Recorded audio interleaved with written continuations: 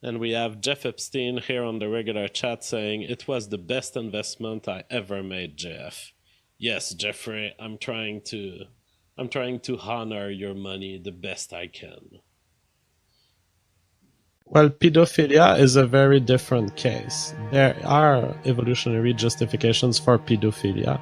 If you're in the state of nature and you don't live in a policed society, you're some guy in the forest, or you're in an isolated group enough of individuals that there's no such, that the parents of the kids will not be monitoring you.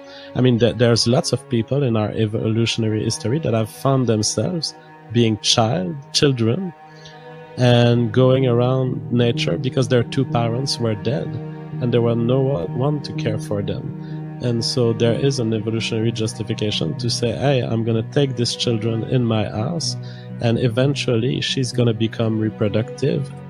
And at that time, I would have babies.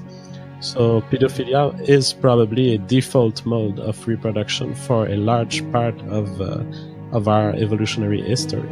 Yeah, but I'm mainly talking about a prepubescent child. Somebody who is they haven't reached puberty yet. You can't mate with them. We're going to be naturally attracted to breasts, figure. We're naturally going to see certain stimuli from a woman's body to make us want to procreate because childbearing hips, breasts show milk. Certain genetic features are being exhibited through the eyes and through the features of the female body or the male body, where from either sexual perspective or perspective from either sex.